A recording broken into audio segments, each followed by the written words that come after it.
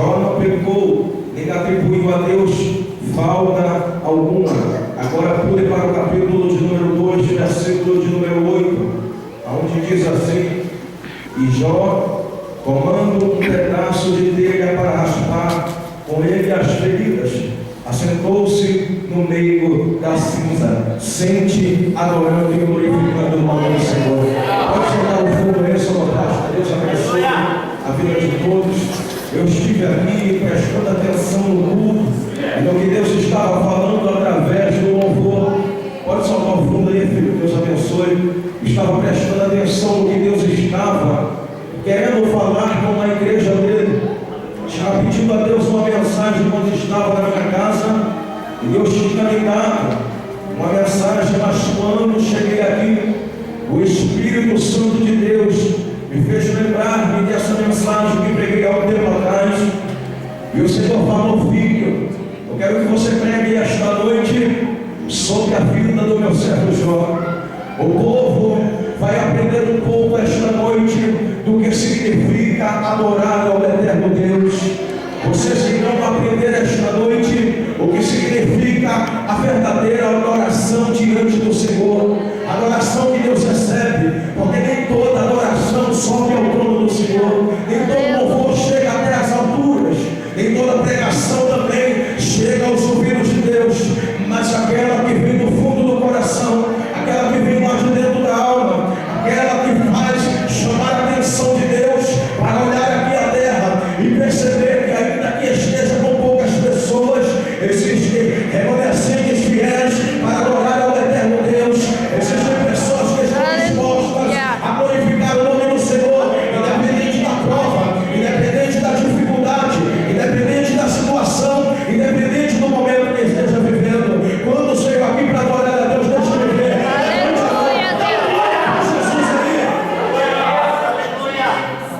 Eu comecei a perceber, porque quando olho para a vida de Jó, vejo um espelho diante de mim, começo a refletir um pouco na minha vida, na minha caminhada, e comecei muito cedo. Eu começo a perceber que Jó, além de ser um dos grandes na terra de Ur dos Caldeus, o próprio Deus dá testemunho sobre a vida deste homem.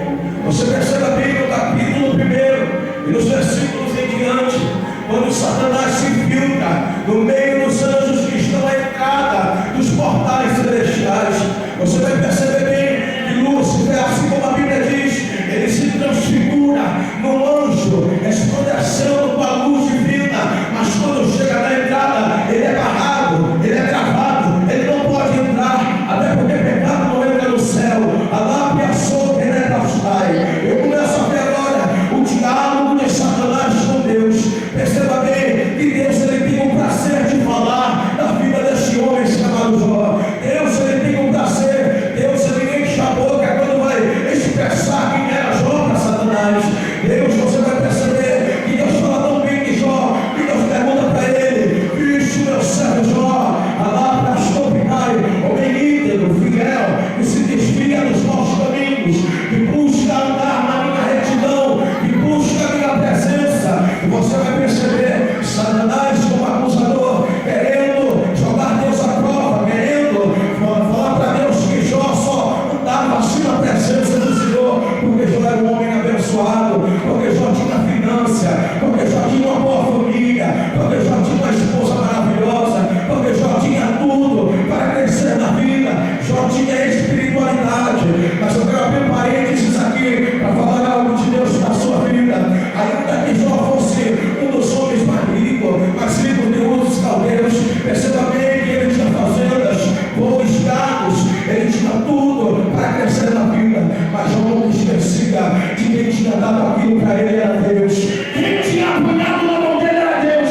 Jó não esquecia de adorar o nome do Senhor, ainda na bonança, ainda na luxúria e na riqueza. Jó dizia: bendito é o nome do Senhor, bendito é o nome do Senhor.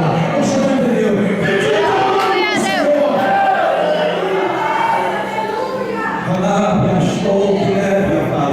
Sabe por que Jó era tão abençoado por Deus? Porque Jó, ele não desviava o seu coração para as coisas materiais daquele momento. E muita gente,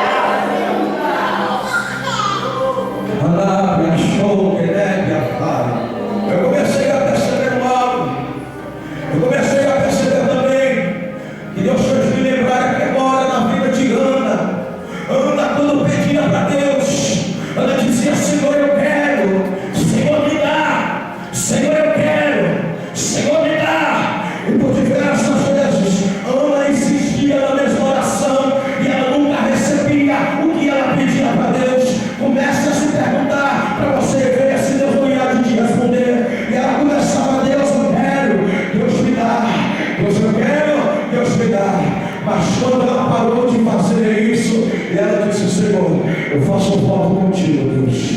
Se tu me deres o prazer de ser mãe, me conceberes um filho, Senhor, todavia eu entregarei a ti. Será teu, eu só quero ter o prazer de ser mãe.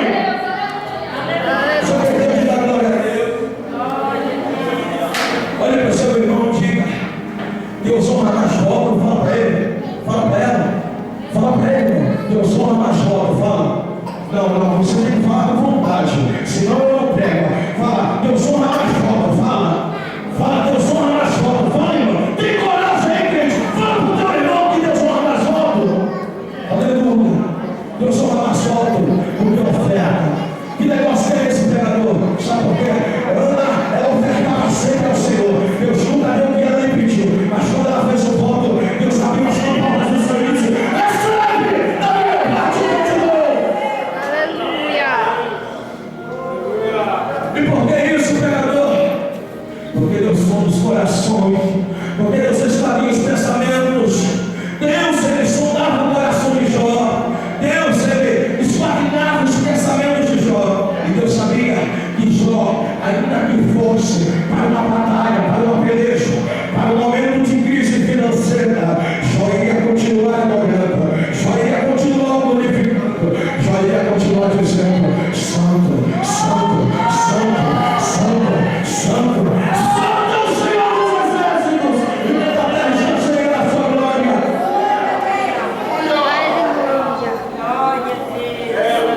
Preste bem atenção na vida de Jó, meu irmão. Comece a analisar. É nas coisas simples que Deus opera maravilhas e milagres.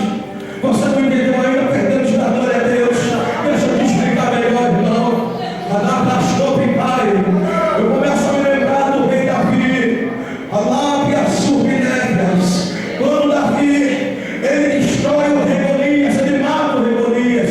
Perdão, se o rei Golias direito. Quando ele mata Golias, e o rei Saul, quando olha para Davi, antes dele ir para a batalha, menospreza Davi e diz: olha, Davi, esse homem, ele é guerreiro desde a sua infância. Você ainda é um menino, você é um garoto. Olha o teu tamanho. E olha só, Saul começou a menosprezar a vida de Davi. Mas Davi disse: Senhor, a labrastéria, ele vai vir com espada, com escudo, com lança. Eu vou sair ao nome do meu Deus. Eu vou sair ao nome do meu Deus. Aleluia.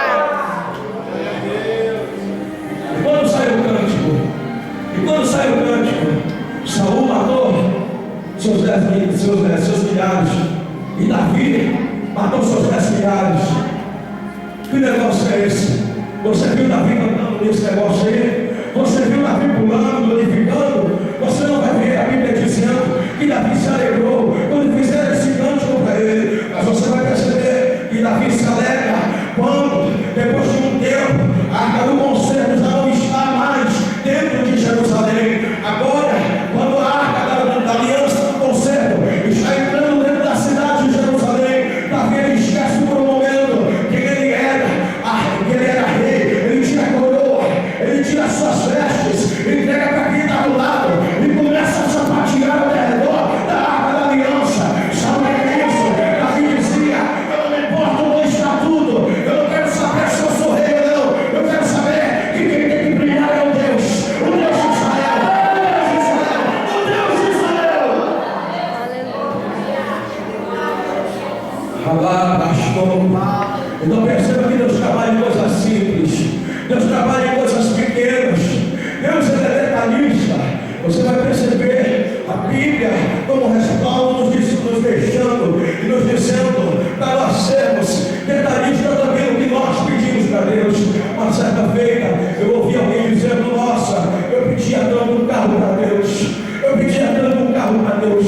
Uma certa vez Deus me deu um carro, mas eu fui ver que carro que era um Fusca velho, todo arrebentado, caiu nas portas do lado, o cano de escape todo destruído, estava tudo feio, estava tudo daquele jeito. Daqui a pouco, alguém, quando ele vai reclamar com Deus, quando ele vai falar com Deus: Senhor, por que tu me deu um Fusca?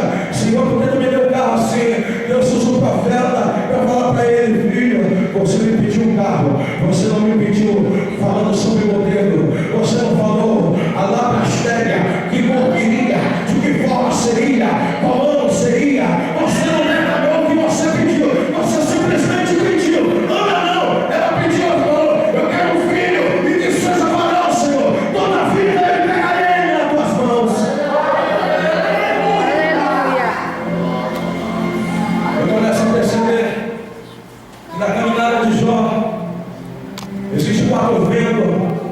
4 ventos que passam na vida de Jó.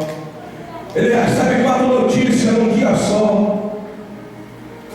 O negócio fica estreito para a vida de Jó. Você vai perceber que o Satanás vai. Na primeira coisa que ele toca na vida de Jó é na finança. Para ver se Jó estava firme mesmo com Deus. Você já percebeu que muitas vezes Deus nos põe na crise financeira.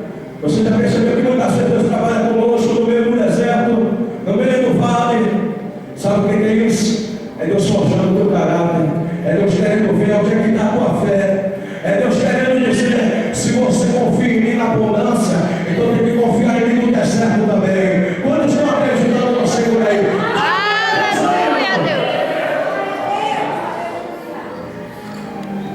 Eu presto atenção e fico imaginando Jó, quando ele recebe a última notícia.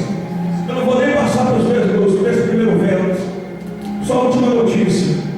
Quando ele percebe que os seus 10 filhos agora estão mortos. Lá abraçou o picado a chaia.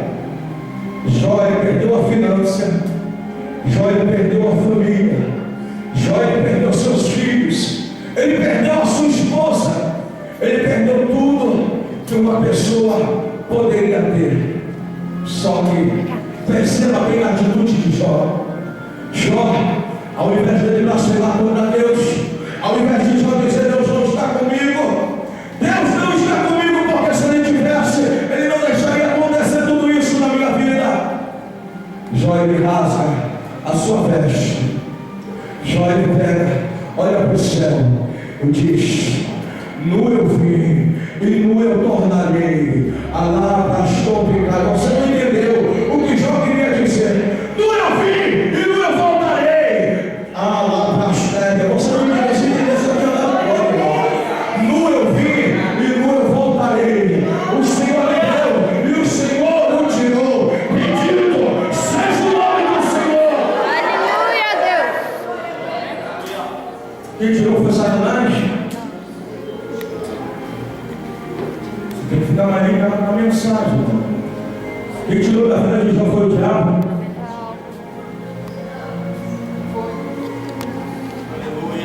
Ele mesmo declara que tirou da vida dele. O Senhor deu e o Senhor tomou. Sabe o que Jó está dizendo? Senhor, o que eu tenho não é meu, tudo que eu tenho é teu.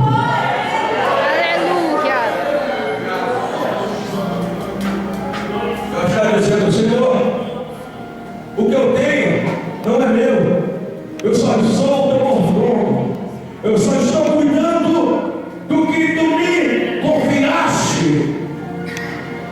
Quando Jó ali rasga as suas vestes, como uma declaração para Deus de como ele veio ao mundo. Você não está entendendo o que Deus está falando essa noite aqui? Tem muita gente que veio no pastor. Aliás, todos nós viemos tudo. Viemos sem nada. Você trouxe alguma coisa quando você nasceu? Até o nome você teve que ganhar do seu pai, da sua mãe. Você não veio vestido. Você veio nu. Você veio sem nada. Você veio com a vida porque Deus te deu. E porque muitas vezes, quando Deus decide nos provar, nós começamos a reclamar e a murmurar com Deus, dizendo: Deus, porque eu estou passando por isso? Senhor, porque eu perdi a minha empresa? Deus, porque a minha conta está dessa forma? Porque as minhas finanças estão lá embaixo.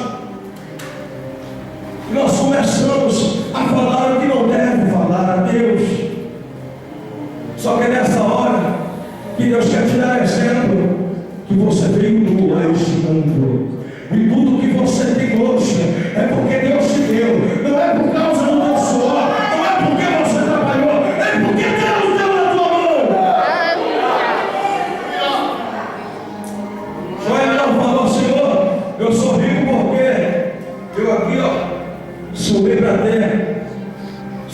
Senhor, eu hoje tenho, porque eu ralei muito na vida para ter. E são palavras mal colocadas diante do Senhor. Sabe por quê? Se é tu que trabalhou, então se Deus te falar assim, hoje eu toco a tua saúde, tu não levantarás da cama, agora me mostra o que você vai conseguir conquistar. Você fez com o seu suor, você conseguiu com a força do teu braço. A Bíblia diz: maldito é o homem que confia na força do próprio braço. Então entenda bem que nós não temos nada. E tudo que nós temos foi o Senhor.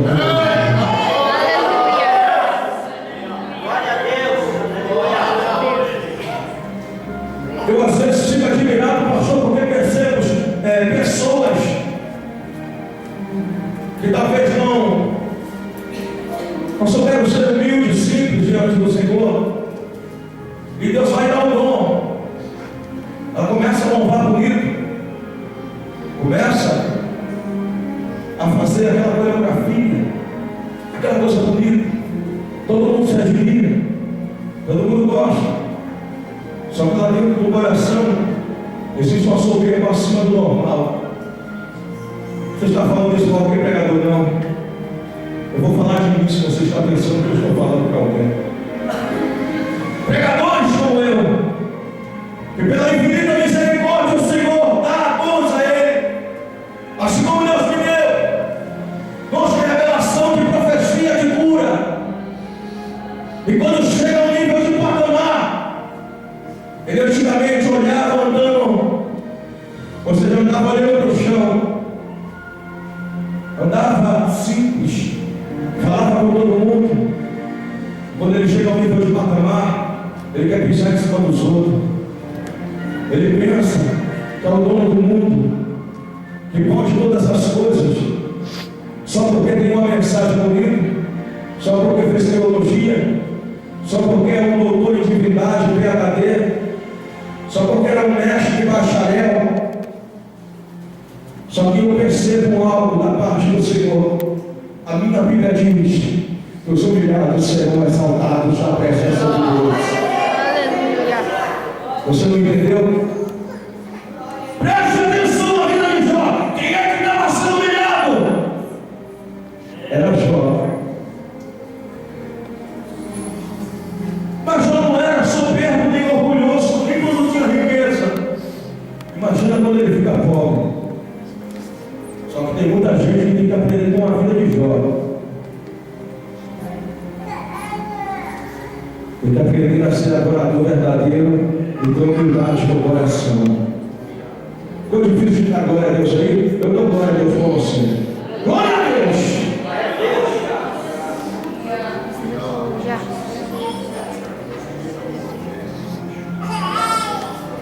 Eu percebo na história de Jó que Jó era tão simples, tão humilde, que os seus filhos estavam lá pegando, os seus filhos estavam fazendo aquilo que desagradava ao Senhor, mas Jó estava lá, toda madrugada orando por eles. Perdoa os pecados dos meus filhos, Senhor, eles estão errando, mas eu estou aqui orando por eles, estou intercedendo por eles, ainda que as pessoas critiquem, ainda que taquem pedra, ainda que falem alguma coisa, eu estou orando por eles. Tem gente que está orando pela família aí, deixa eu ver. Glória para Jesus aí, irmão.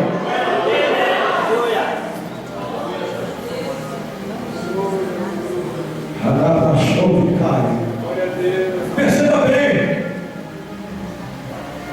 Eu começo a analisar que quando Jó pula para o capítulo de número 2, é que ele pega um caco de telha e começa a coçar as suas chagas.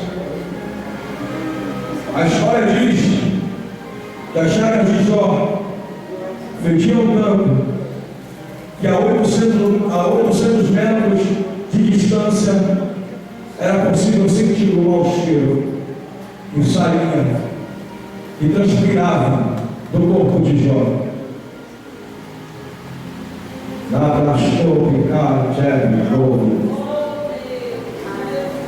Perceba bem que Jó, ele pega a cinza, começa a passar no seu corpo, porque Jó está agora no meio de um lugar parecido com um deserto.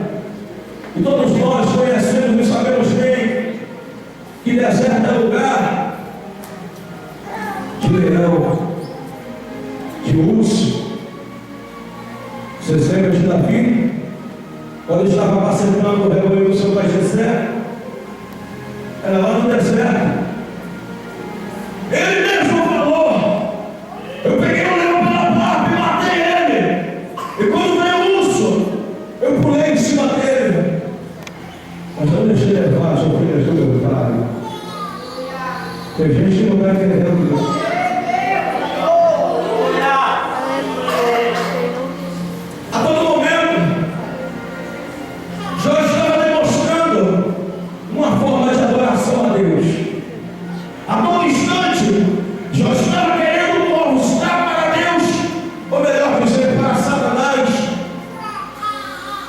Ele não estava alicerçado em bem material, mas ele estava alicerçado naquele que é eterno, que vive, naquele que reina, naquele que está diante do trono do Senhor.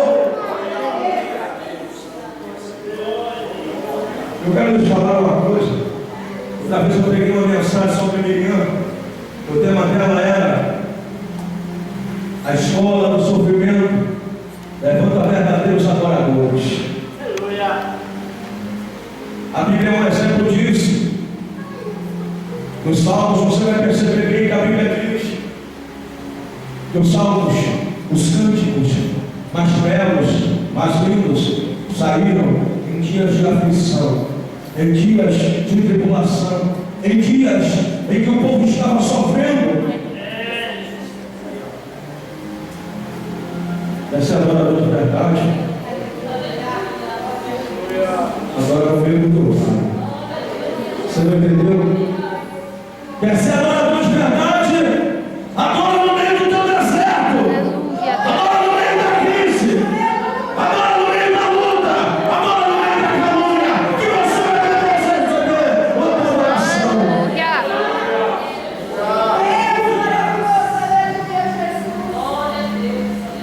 Essa mensagem tem estilo.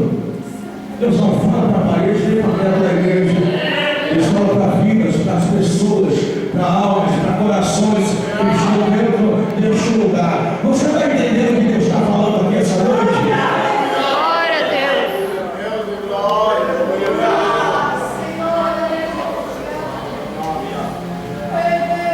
Mas pregador, o que tem no deserto? Deixa eu te falar.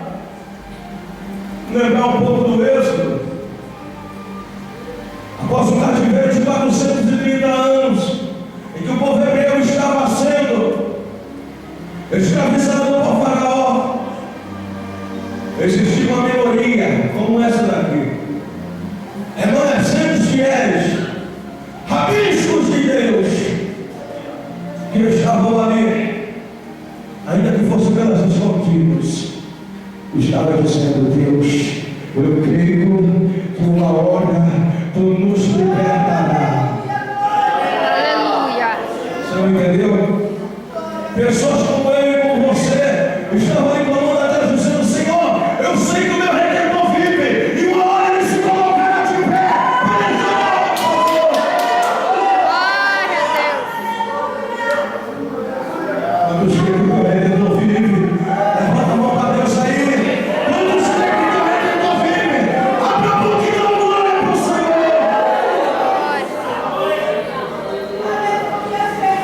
Ficar certa. Depois de 430 anos, Israel é arrancado do cativeiro.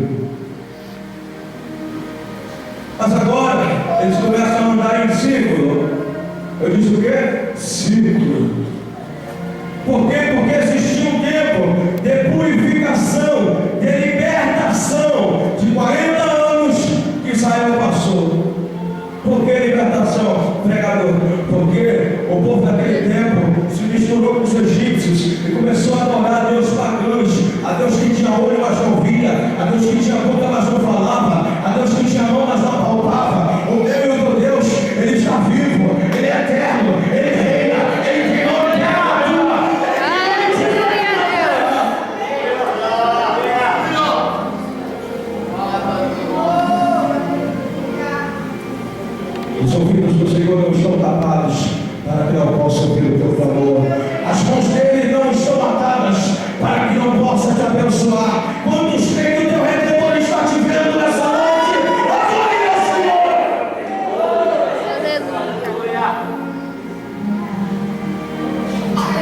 anos de deserto.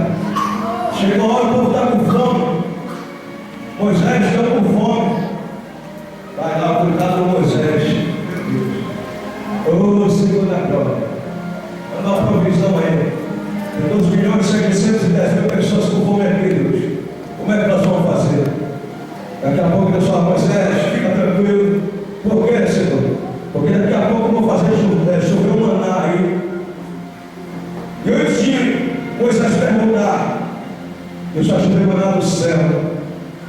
O povo se alimenta. Mas antes do povo se alimentar, o povo pegou a pequena bola de massa, talvez eu possa chamar de pão, olhou para ele, sabe qual é o nome disso? Maná. O que é isso? Tem muita gente que não está se ligando no que Deus está falando aqui essa noite. Muita gente vai olhar para o teu milagre que vem do céu e vai falar, o que é isso? O que é isso? Entendeu? Alguém vai olhar para esse carro novo e vai dizer, o que é isso? Alguém vai olhar para você e vendo você saindo do aluguel e entrando na sua casa própria e vai dizer, o que é isso? Alguém vai olhar para você e vai dizer, você vai conseguir e vai dizer, o que é isso? Aleluia. Você vai poder dizer, isso é milagre, por quê? Porque veio do céu, veio do alto, veio de Deus. Aleluia.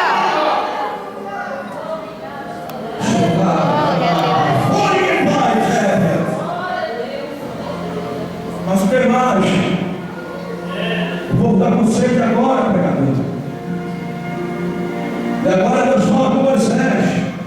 Moisés, conversa com essa rocha aí, Moisés. Ela vai jorrar água. Vai saciar a sede do meu povo. Moisés, um daqueles homens que ficou um dos mais mansos da Bíblia, como diz a própria palavra. Ele pega o cajado, agora ele laça na rocha. Ele não namora a rocha, não. Ele não pede para jogar água, ele laça o cajado na rocha. Tem isso, Moisés? Então o povo murmurar no ouvido dele. Então o povo reclamar. Então o povo disse, Senhor, ou seja, Moisés, queremos ver, queremos contemplar. No momento que queremos, na hora que queremos, no dia que queremos. Eu não sei como é que Deus está falando assim essa noite aqui, e tem gente que ainda não consegue dormir.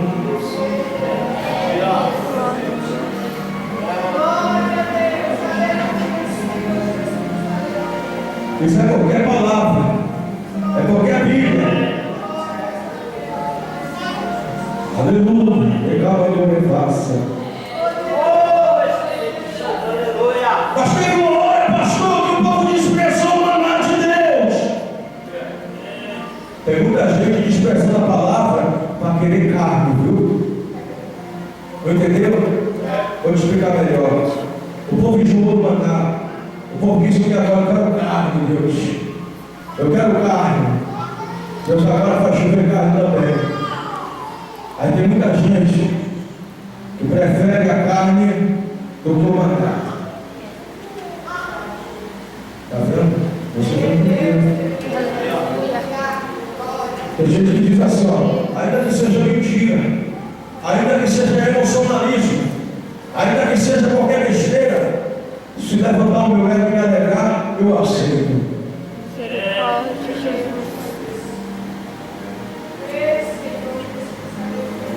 Mas quando vem a palavra que é verdadeira e eficaz, é mais penetrante do que a espada de dois gumes.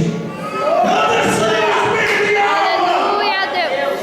Aí você fica aí, faz cara feia, cruza os braços, fica olhando para esse homem aí desse jeito aí, pensando que vai ser mais crente desse jeito. Aleluia. Meu Deus. Fecha a boca e não adora a Deus. Aleluia. Alá, pastor,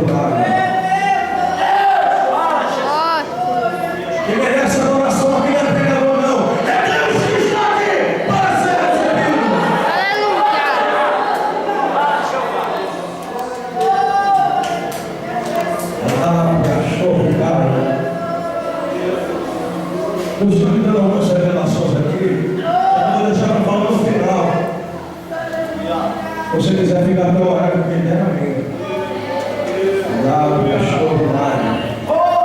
Perceba bem, já está agora numa crise muito grande, já está passando por momentos de dificuldade, por momentos de escassez, assim como eu e você passamos de dias que parece que nós não queremos sair da nossa cama, que parece que nós não queremos sair nem de casa.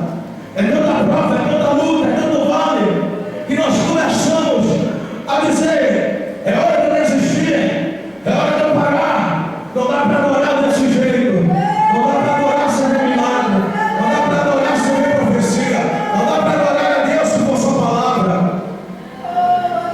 Está vendo? Aleluia. Hoje o filho da glória a Deus aí.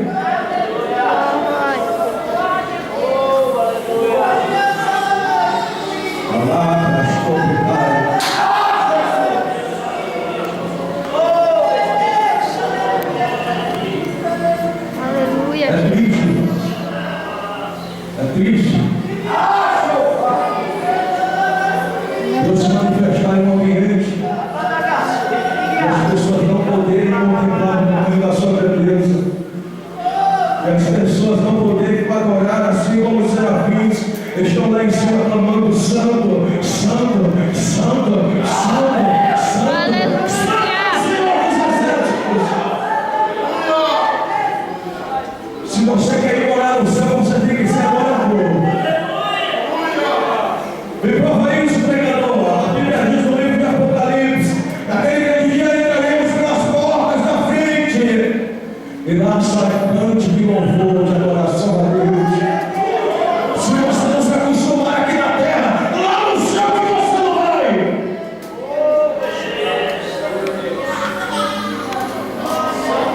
Se você não adorar a Deus aqui na terra, pode ter certeza que no céu você também não vai adorar.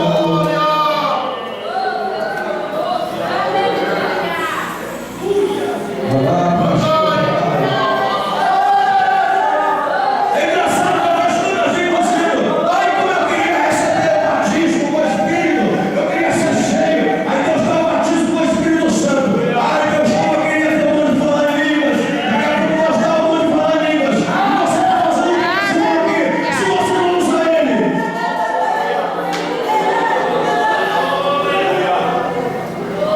Mas, Senhor, eu queria ser batizado com o Espírito Santo. Deus vai e batiza, cidadão.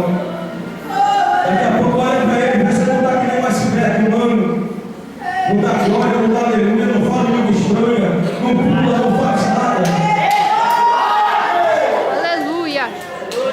Aí só começa a fazer alguma coisa quando sai o movimento. Só quando se reúne um grupinho. Levíticos diz: a chama não se apagará, mas arderá continuamente sobre o altar. Aleluia, Deus. Tem fogo no teu altar aí, gente. Aleluia. Glória. Ah, quem é você, pregador, que está falando isso? Deixa eu dar uma pincelada no meu texto aqui.